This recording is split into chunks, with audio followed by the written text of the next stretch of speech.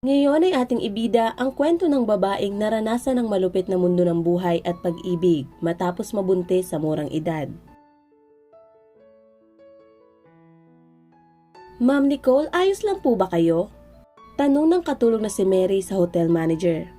Hindi pangkaraniwan sa kanya na makialam, lalo na sa mga nakakataas sa kanya. Ngunit ang manager ay tila nakakatakot tingnan. Maputla, magulo ang buhok at namumula ang mga mata na may luha. Maliwanag na nagpipigil itong ipakita ang nararamdaman, ngunit dahil sa pag-aalala ni Mary ay nanginig ang baba nito at tuluyan ng umiyak. Gustong bigyan ni Mary ng tubig si Nicole, ngunit pinigilan siya nito. Halika, punta tayo sa office. Pabulong na sinabi ni Nicole at mabilis na pumasok sa kanyang opisina habang nakayoko dahil sa pinipigilang iyak. Sinundan ni Mary si Nicole na agad umupo sa sofa at humagulhol sa pag-iyak. Isinara ni Mary ang pinto at naupo sa tabi ni Nicole at mahinahong hinaplos ang braso nito. Hindi siya nagtanong. Alam niyang kailangan muna ng manager umiyak bago magsalita. Matapos ang ilang sandali, medyo kumalma na si Nicole at ibinahagi niya kay Mary ang kanyang mga problema. Sinabi niya dito na pagkatapos ng 10 taon nilang pagsasama, nalaman niyang niloloko siya ng asawa at may kalaguyo itong batang babae. Sino nang nangangailangan sa akin ngayon? 35 years old na ako. Umiiyak na sabi ni Nicole. Hindi po halata. Akala ko po ilang taon lang ang tanda niyo sa akin. Gulat na tugon ni Mary na 21 taon lamang.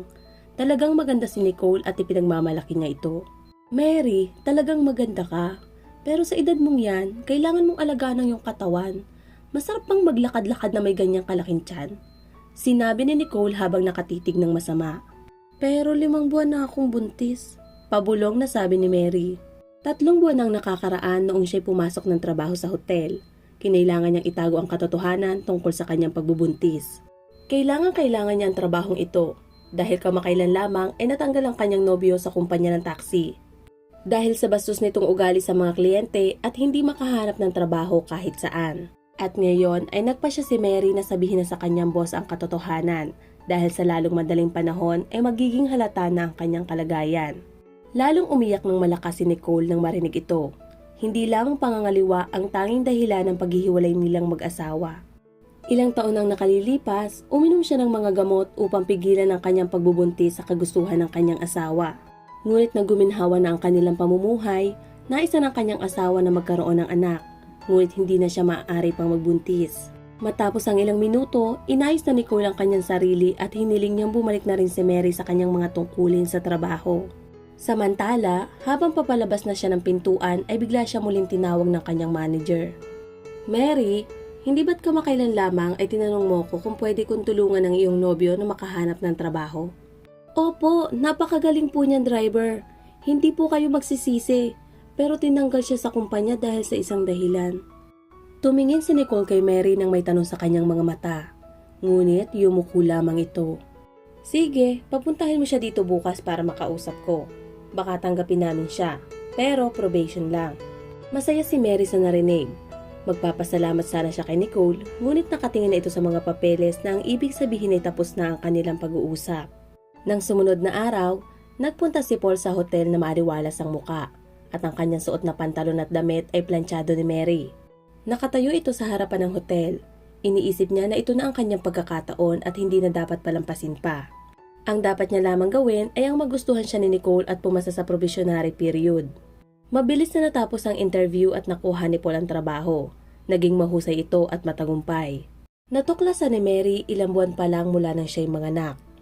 Paulit-ulit niyang tinatawagan si Paul para sabihin ang tungkol sa kanyang pag-anak sa kanilang anak na babae, ngunit walang sumasagot. Nabalitaan niya sa kanyang katrabaho nang bisitahin siya nito na bago siya manganak ay nakita nitong magkasama sina Paul at Nicole na may dalang maleta at wala nang iba pang nakakita bukod sa kanya. Hindi alam ni Mary kung ano ang dapat isipin. Buong araw siyang umiyak. Tinawag na niya ang lahat ng mga ospital at morgue. Gayunpaman, ang lahat ay walang kabuluhan. Inintay ni Mary ang kanyang paglabas sa ospital upang mai-report sa pulis ang tungkol sa pagkawala ng kanyang nobyo. Ngunit pagka-uwi niya dala ng bata sa inuupahan nilang apartment, nakita niya ang isang papel sa ibabaw ng kama at tila sulat ito ng kasintahan. Inilagay niya ang anak sa kama at inumpisahang basahin ang sulat. Nakalagay sa sulat na iiwan na siya ng nobyo para sumama kay Nicole at magbabakasyon ng magkasama. Sinulat rin ito na bayad na ang apartment ng buong buwan at pagkatapos noon ay siya na ang bahalang magbayad o kaya naman ay pumunta sa kanyang tiyahin, lalo na at ayaw na rin ng boss niya na makita itong nagtatrabaho sa hotel. Hindi sila kasal kaya wala itong utang na loob sa kanya. Humiga si Mary sa kama at umiyak dahil sa sakit, galit at pagkadismaya. Napagtanto niya na nangyari sa kanya ang katulad ng kapalaran ng mga batang babae na nabuntis bago ang kasal at naniwala sa kwento ng kanilang mga nobyo. Noong una wala silang oras para magpakasal. Sumunod wala silang pera. Pagkatapos nawala ng trabaho si Paul. At ngayon ay babalik siya sa kanyang tiya sa kanilang bayan ng mag-isa kasama ang sanggol at makinig sa mga sermon at paninisi nito. Gayon pa man, kailangan niya itong gawin lalo na at wala ng iba pang paraan. Tumigil si Mary sa labas ng bahay ng kanyang tiya dahil sa pag-aalinlangan. Istrikto at matapang si Tia Mila at natatakot si Mary sa magiging reaksyon nito. Ngunit, biglang bumukas ang pinto. "Pumasok ka, huwag kang matakot." Nakangiting sabi ni Tia Mila, sabay kinuha ang sanggol sa braso ni Mary. "Ano ang pinangalan mo sa bata?" "Victoria po." Pabulong na sabi ni Mary. Ibig sabihin ng Victoria ay panalo. Napakagandang pangalan. Hindi katulad ng sayo. Hindi ko maintindihan kung bakit yan ang binigay ng pangalan ng nanay mo. Nakikinig si Mary sa nakasanayang pagsisermon ng kanyang tiyahin. Si Tia Mila ang panganay na kapatid ng kanyang yumaong ama. Napansin ni Tia Mila ang malungkot na ekspresyon sa mukha ng pamangkin at nataranta ito. "Sige, hindi na kita tatanungin ngayon. Huwag ka nang mag-alala. Kailangan nating alagaan ng bata. Bago ang lahat, padidehin mo muna ito." Umiyak si Mary at sinabi sa kanyang tiya na hindi niya mapapadede ang bata dahil walang lumalabas na gata sa kanya. Nagulat si Tia Mila at napagtantong dumaan ang pamangkin sa seryosong problema sa syudad. Nang matapos ng paliguan ng bata, napalitan ng damit at napadede ng gatas at nakatulog, ay nag-isip-isip si Tia Mila kung ano ang kasunod nilang gagawin. Sinabi niya sa kanyang pamangkin na may babaeng matandang mayaman ang nakatira sa kanilang barangay. Hindi ito gusto ng mga tao dahil sa pagiging palaaway nito. Ayaw nitong lumapit sa tao at bihira kung makipag-usap sa iba maliban sa kanya. Sa mga nakaraang taon, ang mayamang matanda na si Lola Priscilla ay nagkasakit ng malubha at hindi makapunta sa tindahan o makapagluto ng kanyang sariling pagkain. Kaya tinulungan siya ni Tia Mila sa abot ng kanyang makakaya. Iminungkahi niya na si Mary na lamang ang pumalit sa kanyang trabaho, lalo na at kailangan nito ng pera at trabaho. Samantala, nag-aalangan naman si Mary dahil sa kanyang anak. Ngunit ngayon ay nagbago na ang sitwasyon at naging mas mahirap na kay Tia Mila ang tulungan ito dahil sa kanyang edad. "Huwag kang mag-alala, ako ang mag-aalaga kay Victoria." Paninigurado ni Tia Mila sa pamangkin. "Sarili mo itong tahanan at tayong dalawa lang ang pamilya." May lambing at pagmamahal sa boses ng tiyahin na hindi lubos maisip ni Mary kung totoo ito. At sa unang pagkakataon sa kanyang buhay, sinabi ni Tia Mila sa pamangkin ang kanyang masakit at mahirap na pinagdaanan. Tungkol sa 3 beses siyang nakunan, kung paano siya iniwan ng kanyang asawa para sumama sa iba at kung gaano siya nagdusa. Sa wakas, naiintindihan na ni Mary ang karamihan sa mga bagay na hindi niya nauunawaan sa ugali ng kanyang tiya noon. At isa pa, huwag kang matakot kay Lola Priscilla. Nakakatakot lang siya tingnan, pero ang totoo ay malungkot siya. Palihim na sinabi ng tiyahin kay Mary ang tungkol sa malungkot na kwento ng matanda. Dahil ito sa kanyang anak na si Carol. Nagmahal ito ng isang mahirap na lalaki, si Tom. Minahal niya ito simula high school. Ngunit tutol si Lola Priscilla at pinagbawalan itong makipag-date. Nang magsundalo ang lalaki, hinarang ni Lola Priscilla ang lahat ng sulat nito para sa anak. Inisip ni Tom na kinalimutan na siya ni Carol kaya tumigil na siyang sulatan ito at nagpakasal sa ibang babae. Natuwa si Lola Priscilla dahil naging matagumpay ang kanyang plano. Noong araw ng kasal ni Tom, umalis si Lola Priscilla para bisitahin ang mga kamag-anak at naiwan si Carol sa bahay. Pagbalik niya kinabukasan, nakita niya ang anak na wala ng buhay dahil uminom ito ng maraming gamot pampatulog. Simula noon, namuhay si Lola Priscilla ng mag-isa sa kanyang malaking bahay at sa kanyang mga kayamanan. Pero hindi niya ito kailangan, lalo na siya ang sumira sa sarili niyang anak gamit ang sarili niyang kamay. Matapos pakinggan ni Mary ang kwento, ipinangako niya sa kanyang tiya na magiging matyaga siya kay Lola Priscilla at hindi niya ito bibiguin. Hanggang sa sandaling iyon, iniisip ni Mary na nag-iisa siya sa mundo. ngunit nalaman niya na may mahusay siyang tiyahin. Tila ba naging maayos na ang lahat? Bukod sa mayroon na siyang trabaho ay may mag-aalaga pa ng kanyang anak na handang ibigay ang lahat ng pagmamahal dito. Nang sumunod na araw, nagpunta si Tia Mila sa bahay ni Lola Priscilla at matagal na nag-usap. Noong una, nagrereklamo ang matanda at ayaw makinig, ngunit kahit mahirap ay pumayag din ito sa kanyang puso. Alam ni Lola Priscilla na bukod kay Tia Mila ay wala na itong aasahan pang iba, kaya lalo siyang nagreklamo. Noong una, hindi madali para kay Mary ang pagiging mainitin ng ulo ni Lola Priscilla. Madalas siyang umuwi ng gabing-gabi na at wala nang natitirang lakas para magbantay pa ng anak. Hindi rin naging madali para kay Tia Mila ang alagaan si Victoria. Pero habang lumilipas ang mga araw, ay tila nagiging maayos na ang lahat. Ang kaisa-isang kwarto na bawal buksan ni Mary ang kwarto na matatagpuan sa pangalawang palapag at si Lola Priscilla lamang ang may hawak ng susi nito. Hindi niya ipiniliwanag ang dahilan kung bakit. Samantala, nagpanggap naman si Mary na hindi siya interesado dito. Bagaman at simple lamang ang rason, iyon ay dahil doon kinitil ni Carol ang kanyang buhay. Namatay siyang malungkot dahil sa pag-ibig at kalupitan ng ina.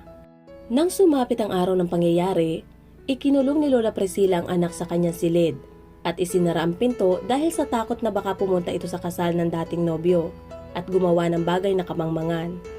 Ngunit hindi sumagi sa kanyang isip na nakapagplano na ang anak. Inihanda na nito ang sleeping pills upang kalimutan ang sarili at matulog habang buhay. Wala nang magagawa pa si Lola Priscilla ngayon. Habang pinanonood niya si Mary, naisip niya na kung hindi sana siya naging malupit sa kanyang anak, siguro ay mayroon na siyang apo ngayon na tutulong sa kanya. Lumipas ang 3 taon at lumaki na si Victoria, at patuloy pa rin nag-aalaga si Mary kay Lola Priscilla. Ngunit ngayon ay dahil sa utos ng kanyang puso kaysa obligasyon, dahil sa pagiging malapit nila ng matanda. Madalas na nagkakasakit si Lola Priscilla. Isang araw, tinawag niya si Mary upang magpatulong na umakyat sa pangalawang palapag. Ito ang unang pagkakataon mula nang magtrabaho si Mary, kaya naman laking gulat niya sa pakiusap ng matanda. Agad niya itong tinulungan. Dahan-dahan silang umakyat hanggang sa marating nila ang nakasaradong pinto. Sumandal si Lola Priscilla sa pader. Huminga ng malalim at tumayo ng ilang saglit habang nilulunok ang kanyang mga luha. Kinuha niya ang susi at ibinigay kay Mary. "Buksan mo at wag mo na akong tanungin." Tumango naman si Mary at binuksan ang pintuan. Kumumpas si Lola Priscilla na ibig sabihin ay may iwan siya sa labas. At biglang nawala ang matanda sa madilim na kwarto. Matagal na tumayo si Mary habang nakikinig sa mga tunog. Ngunit dahil sa pagkabahala ay tinawag niya ang matanda. "Lumayo ka!" Mahinang sagot ni Lola Priscilla. Napagtanto ni Mary na kailangan ng matanda na mapag-isa dahil sa mga mapapait nitong mga alaala at tahimik siyang bumaba ng hagdan. Lumipas ang mga oras at dumating ang gabi. Muli na namang nag-alala si Mary. Nababahala siya dahil sa tagal nitong nakaupo sa kwarto. Napagpasyahan niyang tingnan ang matanda kung maayos pa ito. Umakyat siya sa hagdan at tinawag itong muli. Ngunit sa pagkakataong ito ay walang sumagot. Naisip ni Mary na baka nakatulog ang matanda, kaya binuksan niya ang pinto at pumasok sa silid. Nakita niya ang tulog na matanda na nakaupo sa armchair malapit sa bintana, habang yakap ang laruan ng anak, at sa kanyang hita ay mayroong nakapatong na kahon na may mga gamit ni Carol. Tiningnan ni Mary nang malapitan si Lola Priscilla. Bigla niyang naramdaman na para sa isang tulog na tao ay masyadong mahigpit ang hawak sa laruan. Sa kanyang katakutan, napagtanto niyang nawalan na ng hininga ang matanda. Pagkatapos ng libing, laking gulat ni Tia Mila at Mary nang malamang gumawa ng testamento ang matanda 1 taon ang nakalipas. Nakasaad doon na para sa malalapit na tao sa kanyang mga katulong. Ito ay hindi inaasahang regalo para sa magtiya. Tila ito ang naging paraan ng matanda upang magpasalamat sa kanilang pag-aalaga at kabutihan. Lumipas ang 5 taon. Isang araw, kumatok ang hotel receptionist sa opisina ng may-ari ng hotel. "Excuse me po, Ma'am Mary. Nandito na po yung nag-a-apply na driver. Kayo na po ba ang mag-i-interview sa kanya o ako na lang po ang bahala?" "Papasukin mo siya, ako na ang makikipag-usap," sagot ng may-ari ng hotel. Matapos ang ilang minuto ay may lalaking pumasok sa opisina. Tumingala si Mary at nakita niya si Paul na nakatayo sa kanyang harapan. Samantala, hindi agad nito nakilala ang dating kasintahan dahil sa napakaganda at elegante nitong anyo. Naalala niya ito bilang isang takot at balisa na babae na may malaking tiyan na inihati niya sa ospital. at pagkatapos ay nagtungo na siya kay Nicole upang makasama buong gabi.